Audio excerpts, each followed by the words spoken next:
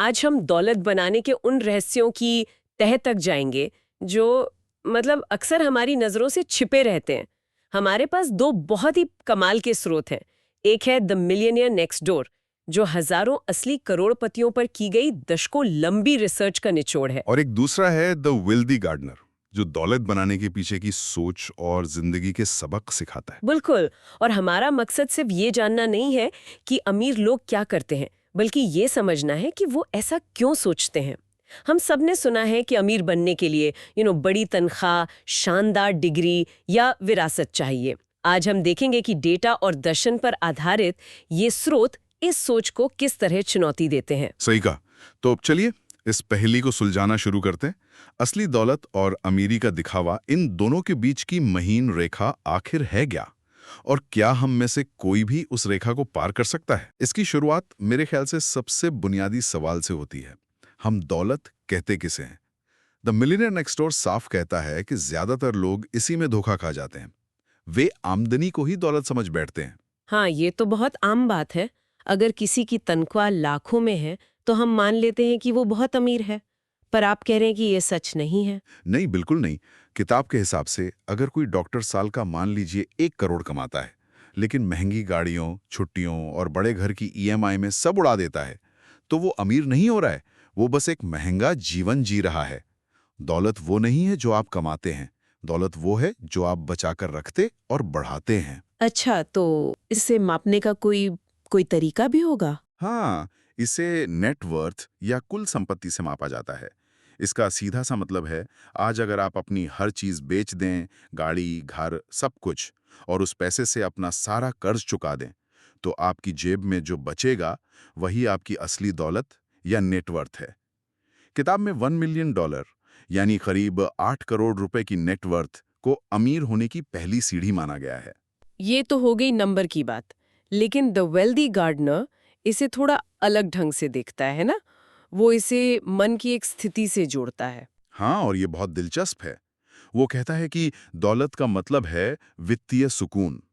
मतलब जिंदगी ऐसे जीना जहां पैसे को लेकर कोई चिंता या डर ना हो। आप अपने फैसले इस आधार पर ले सकें कि आप क्या करना चाहते हैं, न कि इस मजबूरी में कि आपको बिल चुकाने हैं। तो एक तरफ डेटा है और दूसरी तरफ एहसास। असली अमीरी शायद इन दोनों का मेल है। हम्म। और यहाँ से बात और भी गहरी होती है। द मिलियनियर नेक्स्ट डोर में एक बड़ी अजीब सी बात कही गई है कि करोड़पति लोग बेहतरीन रक्षात्मक यानी डिफेंसिव खेल खेलते हैं। ये सुनने में थोड़ा बोरिंग लगता है। कोई अमीर बनने के लिए रक्षात्मक खेल क्यों खेलेगा? क्योंकि दौलत बनाने की रेस एक टेस्ट मैच की तरह है, T20 नहीं। रक्षात्मक खेल का मतलब है अपनी कमाई को बचाना, और इसका सबसे बड़ा हथियार है बजट। रिसर्च में पाया गया कि ज्यादातर करोड़पति अपने घर का बजट बनाते हैं और उस पर टिके रहते हैं। एक मिनट।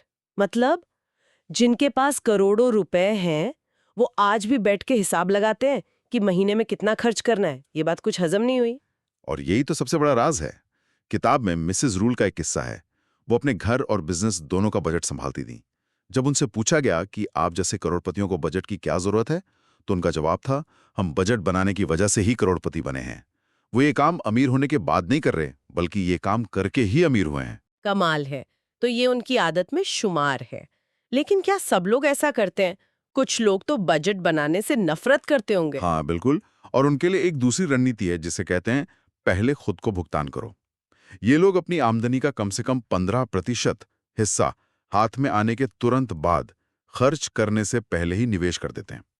पैसा बैंक में आता है, उसका एक हिस्सा सीधे इन्वेस्टमेंट में चला जाता है, और फिर जो बचता है उसी से महीने का खर्च चलाते हैं। नतीजा वही है, बचत पहले, खर्च बाद में। ये सोचने का तरीका ही अलग है।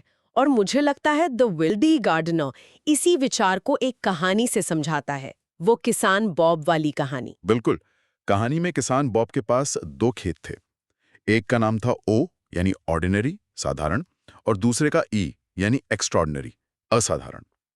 ओ खेत पर वो हफ्ते के 40 घंटे काम करता था, जिससे उसका घर चलता था, बिल भरते थे। ये उसकी नौकरी थी। और ई खेत? मैं खेत उसका खाली समय था। सुबह जल्दी, देर शाम, वीकेंड। इस खेत पर वो अपने सपनों की फसल उगाता था। वो जानता था कि अगर सिर्फ ओ खेत पर मेहनत की तो नतीजे भी साधारण ही मिलेंगे। असाधारण नतीजों के लिए ई खेत पर पसीना बहाना होगा। ये पहले खुद को भुगतान करने जैसा ही है, पर पैसे से नहीं, बल्कि अपने समय और ऊर्जा से। इसमें एक बहुत बड़ा त्याग छिपा है। अगर आपको असाधारण जिंदगी चाहिए, तो अपने आराम के घंटों का त्याग करना होगा। और अगर आप साधारण जिंदगी से खुश हैं, तो शायद अपने बड़े सपनों का त्याग करना होगा। चुनाव आपका है। बिल्कुल। और यही त्याग उन आदतों में भी दिखता है जो शायद लोगों को सबसे ज्यादा हैरान करती हैं। ये बजट वाली बात तो समझ आती है, लेकिन ये थोड़ा बोरिंग भी लगता है। पर मुझे लगता है कि ये सिर्फ पैसे बचाने के बारे में नहीं है। ये उनकी रोजमर्रा की आदतों में भी झलकता होगा, है ना? मुझे यकीन है कि उनके खर्च करने के तरीके में कुछ चौंकाने वाली बातें होंगी। बहुत चौंकाने वाली। किताब में किस्सा है जो मुझे बहुत पसंद है। रिसर्च के लिए 10 ऐसे करोड़पतियों को बुलाया गया जिनकी नेटवर्थ $10 मिलियन से ज्यादा थी।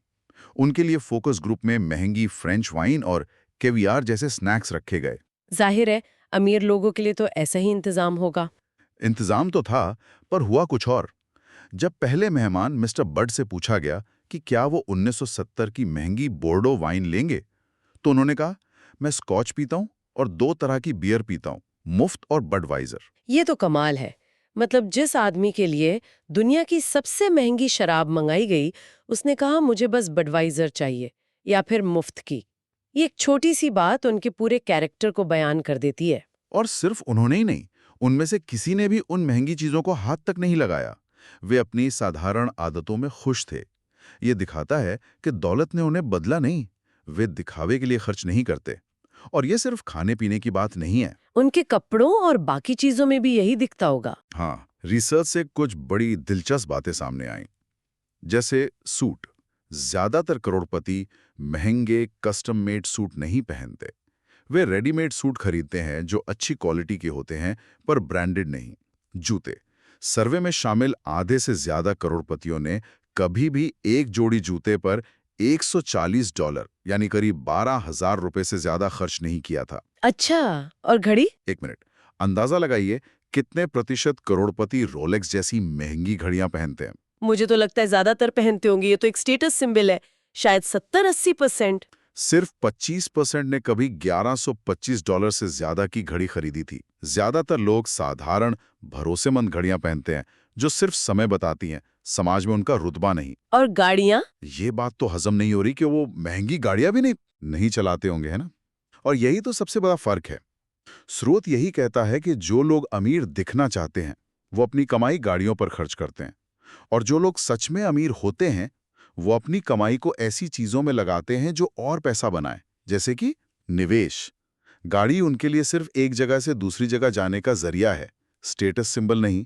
ज्यादातर अमेरिकी करोड़पति फोर्ड, ब्यूक जैसी गाड़ियां चलाते हैं और अक्सर सेकंड हैंड खरीदते हैं। लेखक मजाक में कहते हैं कि वे पाउंड के हिसाब से गाड़ी खरीदते हैं, यानी बड़ी, भारी और किफायती। ये सारी बातें एक ऐसे विषय की ओर ले जाती हैं जिस पर कम ही बात होती है, लेकिन द मिलियनेयर नेक्स्ट डोर ने इस पर बहुत जोर दिया है। इसे वो इकोनॉमिक आउट पेशेंट केयर कहते हैं। ये क्या चीज है?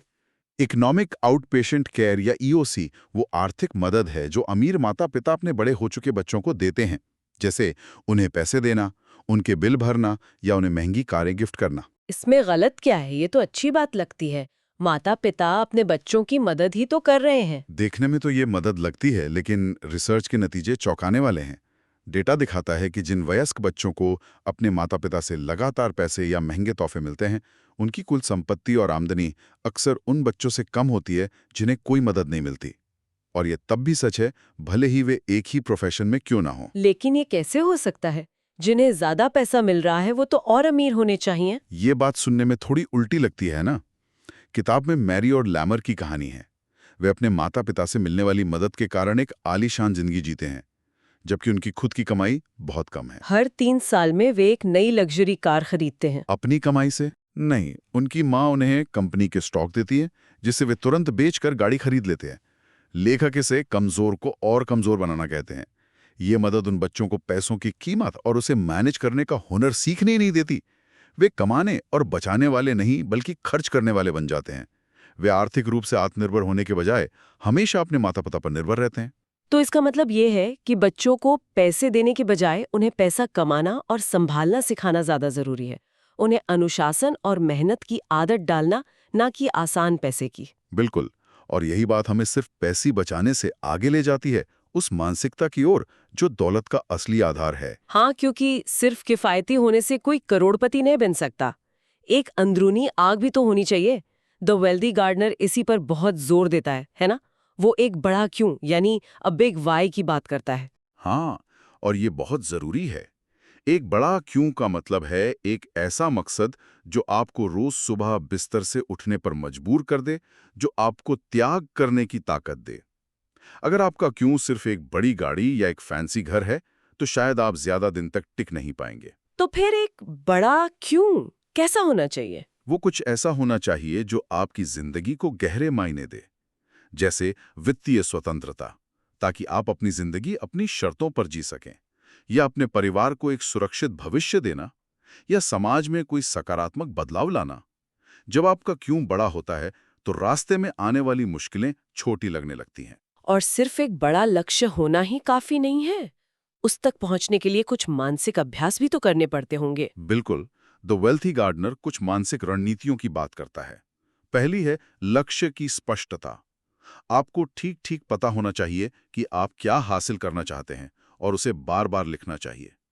दूसरी है हर दिन उस लक्ष्य पर गहराई से ध्यान लगाना, उसे अपनी सच्चाई बनते हुए महसूस करना। और एक 5 वर्षीय धर्मयुद्ध का भी जिक्र है। ये सुनने में बहुत इंटेंस लगता है। तो इसका मतलब है कि आप अपनी जिंदगी के 5 साल पूरी तरह से एक लक्ष्य को दे रहे हैं। बिल्कुल।